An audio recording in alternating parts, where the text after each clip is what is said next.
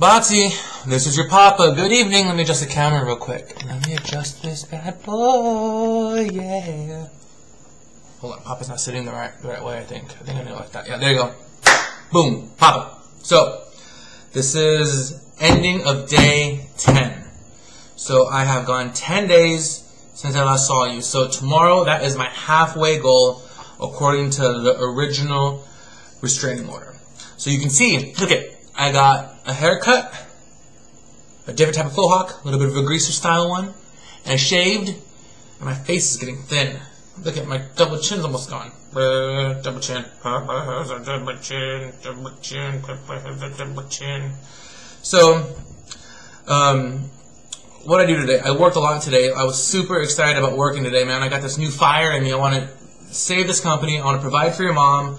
I want to help take care of her while she's trying to find herself too. She has a lot of her own issues to work on. You know, she has her codependency issues, her controlling issues, her never being wrong issues. So she has a lot of her own stuff that she needs to solve. But I want to provide for her still. I still want to be a supporter for her, and I think that we can still save this marriage. I'm not quite sure if your mom wants to in the end, to be honest. I don't know. I mean, I know I want to save the marriage because it's the right thing to do. I want you to grow up with parents. But I'm still getting over so much issues with your mom. Like, I know in my heart I love your mom. Fat old boobies, sexy body, smoking hottie. You know? But then it's like, I know her mom's out here right now, and I know she's not telling her mom the truth. She's only telling her mom, you know, her side of the story, because there's always, everyone always tells their side, and their side's always the right side, you know? And even though it sucks, I know my wife's doing that, I think in her heart, I think she knows that she needs to work on herself too, and she needs to find ways to be, you know, less controlling, you know, and open up. And you know, something today in counseling today, because I went to counseling today, and it was a very unique experience going to counseling today, because I finally just got to just vent, you know, about everything going on in my mind and why I drink and how I drink because I'm so unhappy in my marriage. I mean, I've been clean for 10 days. It's not really a big deal. Like, I'm not dying for a beer, you know. I just drink a lot of fluids now, which is crazy. I'm not going to get a kidney stone ever again. I've drank so much fucking liquid. So, you know, I was just telling him everything, and I brought up something just indirectly today that I've said to your mom a few times, and she's never heard it still. But me and your mom, the problem that we have, Botsy, is that we don't communicate at all. We don't talk. I can never remember a time in the past 2 years, let's just say, arbitrary out of 5 years, let's just say 2 years, that we actually sat down and just talked. Without accusing, without demanding, without setting ultimatums, and without bashing each other. Those 5 things. I can't remember a time where we actually did that, you know? We don't talk. And there's so much more about your mom that I probably don't know, and so much about me that she has no idea about, because I don't feel like I can talk to her about it, because she judges constantly. She makes me feel like everything I say she's going to use against me in the future. So it makes me not want to tell her things. It makes me not want to express how I feel. It makes me like want to just hold back and say, well, you know what, no. If I tell her how I feel about this, or if I tell her something about my past, it's going to come up in the future. Oh, that's why you don't know how to love anyone. That's why you're this way. That's why you're that way, because, you know, you grew up there. You grew up there. And it makes me not want to tell her anything, because I'm like, dang it. I know if I say this and it makes me vulnerable as a person, she's going to take it and twist it and turn it and use it one day when she's angry. So it makes me not want to open up to her. And it builds up a lot of resentment and hatred, because we don't talk, we don't communicate, and all I do is end up just getting furious. You know, and I end up building resentment and spite towards her, to where just the thought of her talking to me would make me angry. And that's not right, you know? It's not right even if we weren't married, it's not right. You know? But we are married. And I know inside, for all the shit I give her, I don't want to divorce her. I want to help. Not help fix her, but help fix us. Help us to understand each other. And that's something that we've never done, you know?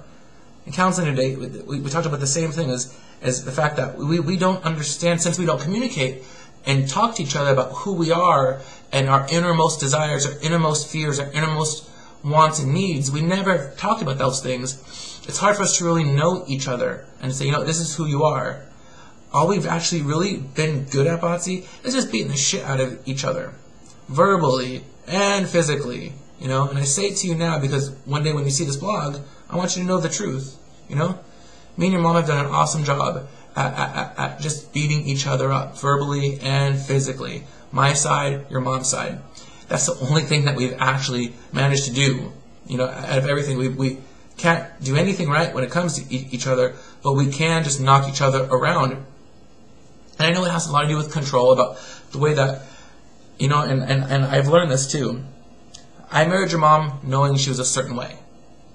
Make no mistakes. I knew she's always been the same person. And I knew, well, no, that's not the case. That's not the truth. Hold on, let me backpedal, Botsy.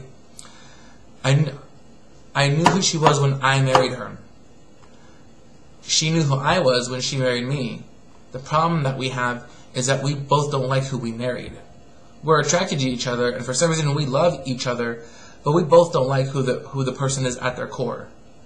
But yet we married each other, and it's just weird because we're screwing each other up. We're at a really important crossroad, Botsy, and I want you to understand that, daughter. I don't know when you're going to be seeing these. I'll probably end up showing them to you when you actually start staying here at night and show you, because I want you to actually see this. I know your mom's not showing you any of this. I know around her mom, she's super intimidated of her mom. Super intimidated. So I know if she's staying with her mom right now, you're not watching any of these. Her mom hates me, So I know you're not watching any of these. But I just want you to know the truth in the end. That I love your mom deeply and dearly. And I love you. But we're terrible together. We're the exact same person. And I think that's why I'm attracted to your mom. Because I'm attracted to myself. And your mom is attracted to me because she's the same person too. We're just at a crossroad right now where I think we're evolving into different people. And that's good. Now we have to learn how to work with each other as we evolve. I think your mom is starting to look inside too and calm down a bit after all the incidences. And she's kind of deciding what path she wants to do, how she needs to start to become. After this incident, I realized what I want to do and who I want to become. So perhaps this wasn't a bad thing. Going 10 days without seeing you, and I don't know when I'll see you. I assume after all the paperwork gets signed, maybe next week, But I can hold on a bit longer. Either way, I didn't plan on seeing you till the 8th. And that is 9 days away. 8 days away. Because tomorrow is Friday. No, tomorrow's Thursday. Yeah, wow, days are going by fast. So, Botsy, I love you. So, that's all I wanted to tell you, is that I love you. And I love your mom. I do want to make it work, but to make it work, we gotta be honest to each other. Me too. Your mom too. And for once, actually talk about our problems and talk about being vulnerable. I don't want to ever go through this ever again, because I'm not. I'll never put myself in this situation ever again. I won't drink. I won't smoke. I'll just keep doing my therapy and counseling until I feel like I'm done. And if anything, I'll get 50-50 custody. But that still in itself isn't good enough. I want you to understand that. Botsy, this isn't good enough, just 50-50. I want 100% life. I want 100% wife. And I want 100% home. I don't want 50% of everything. I don't want a 50% home where you're only here half the time. I know your mom doesn't want that either. I don't want a 50% child that only sees 50% of the time. I know your mom doesn't want that either. So we need to get our shit together. So if you're ever watching this, Natalie, let's get our shit together. Take your time off, do what you need to do, and let's talk. Let's try to help each other out, live better lives. I could use the help too. Just the right kind of help. Actual support. Not intimidation, manipulation, control. If you want to help me, then love me then. Love me. And I'll love you. So, Botsy, without further ado, bam, book time. So, as always, Papa's going to put his unique spin on how he views these books. Because as you know, I don't speak German. which I'm going to start to learn for you, Bati. I'll make that commitment to your mom too, is to learn her language. That way I can show her I appreciate her culture. So, this book, from what I can understand in my American tongue, is about 3 bunnies here with a paintbrush, this bee carrying a basket, and this little ladybug here with a paintbrush. A little small one. Yeah. Oh, no, she's actually drawing on the other bunny. So, wer versteckt die Austria? I think it means, hey, little guy, let's paint with the bunnies. So, I think that's what it means. So, let's open it up. Are you ready? Okay, here we go. Jet kommen die schonen Austrich, nur ein Gitz der sich nicht führt, der Austerhaus führt sich hat. Hört sitzt mal auf der Bank. Owe, Sakaro, was mag ich, Rob? Bald geht die Austerbit los. Wer hilft mir den in Dagestan beim Malen und beim Autotank? So, you can see here, there's a little bunny here, and he's putting something into this bowl. There's a little tea kettle there, There's a little ladybug here drawing. There's some Easter eggs all around. Little snail, and this little ladybug there is holding out like a thing, an egg with a paintbrush on it, almost like a Mexican piñata. You can see, holding it out, and these guys are down here, and she's dropping them into a basket. So, pretty neat, huh? No, the next one. Okay, no. Oh, is there one in between? No, these are thick pages. Wow. So then it says, Der komme eine Has Anganat, make sie Pilsen in der Hand. Ich hef dir, lass mich mal ran. Unscha, wer schon ich mal kann. So, what it's saying is that this little girl just walked down the street here, carrying a paintbrush, saying, hey, look at my ladybug. Pretty sick, huh?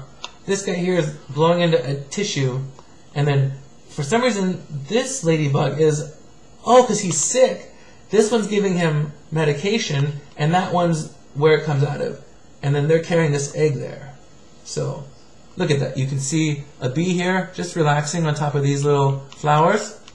And then there's extra, like, paint cans around here. And then an empty bowl.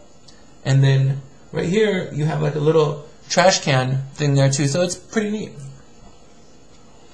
Alright, let's go again.